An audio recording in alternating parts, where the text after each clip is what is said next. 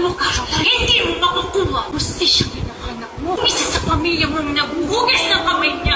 Sa 5 babae na pinagpilian ni Tony Almasan kung sinong nagbayad sa kanya para palabasing nag-suicide si Divine, ay si Annie ang tinuro niya. Umapila pa si Bingo sa pulis na baka pwede muna nilang hintayin yung abogado ng nanay niya, pero sinabihan siya ng pulis na maghintay na lang ang binata hanggang matapos si Annie. Nasakto namang dumating si Sherwin na kasama ang abogado ni Annie. Natanong naman ni Bingo si Caroline na papaakyat ng police station, kaya sinalubong niya ang dalaga na tatanungin sana niya kung paano niya nalaman na andun sila ng nanay niya, pero seryosong sinaad ni Caroline na andun din si Tony Almahan, kaya tinanong ng binata kung anong nangyayari. Nang nagharap-harap na sila Annie, Bingo at Caroline kasama ang mga abogado nila at si Sherwin, ay galit na sinabihan ni Annie ang abogado niya at si Sherwin na gawin nila ang lahat para hindi siya makulong, dahil alam niyang ang mga Diyos lang ang gagawa sa bagay na yun, na agad namang pinasigurado ni Sherwin na siya na ang bahala, na binili niya ang abogado niya na kapag may kailangan si Annie ay tawagan lang siya, sabay umalis na sila. Agad namang sinabi ni Annie kay Bingo na ganun kadumi ang mga Diyos na binabalik nila sa kanya ang mga kasalanan nila, habang tahimik at nakayuko si Caroline sa sandaling yan na hindi niya alam kung anong sasabihin niya. Pasigaw pang sinabihan ni Annie si Caroline na sinabi na niya sa dalaga kung anong totoo, pero hindi pa rin tumitigil ang pamilya niya sa mga kasinungalingan nila, na hindi niya makukuha ang hustisyang hinahanap niya kung isa sa pamilya niya ang naghuhugas ng kamay, na yun dapat ang lagi niyang tandaan.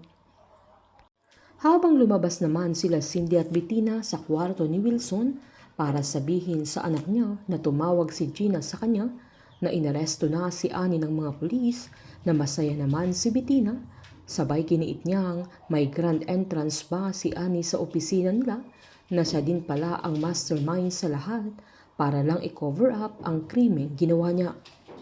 Agad namang sinaad ni Cindy na siya na ang tinuturo ng mga investigator, kaya totoong siya na ang killer, na malaki ang maitutulong sa pamilya nila, na magiging ebidensya din na mawala na ang bintang kay Wilson, pero sinaad niyang wag muna nilang sasabihin sa papa nila dahil ayaw niyang ma-stress ulit ang asawa niya.